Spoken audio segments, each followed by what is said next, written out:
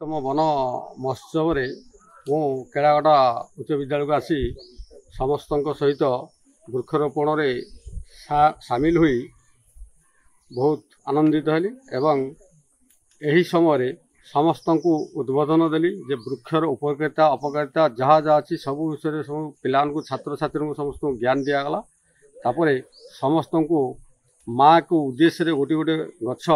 प्रदान करागला जहाँ कि सेमाने आगामी दिन में से गछ को हृष्टपुष्ट कर जन्मदिन में पुणी थे केमिति फोटो फोटो उठे देखेबे खुशी हो। आम वन महोत्सव उत्सव पालन कलु वृक्षरोपण कलु आम 2024 दुईटी वर्ष हिसाब से आम प्रकृति मित्र सम्मान रे सम्मानित होइछु। आज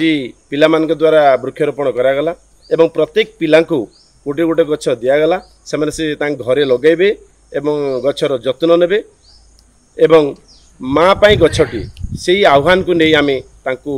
से गछ प्रदान करिछु एवं तार जत्न समय नेबे जेभली गछटी हृतपुष्ट होई दिने आम मान को जहाँ से अम्लजान देव किंबा जहाँ सुरक्षा आमे करिबा से आमको सेतिकी फेरई पारिबा आमे ई आशा रे तांकू आमे गछटी प्रदान करिछु। आम स्कूल रे वृक्षरोपण पालिलु आमको गोटे गोटे गछ दिगला नेबु एवं जत्नर सह पालन करिबु तो चिंतले वर्ष को आम या जत्न करके बड़ करूँ जी गछटी भी फॉरेस्ट डिपार्टमेंट को गछ लगाला एवं वन विभाग तरफ मु बहुत धन्यवाद दूची आम स्कूल गछ लगेले एवं आमको गोटे गोटे गछ भी देले एवं मु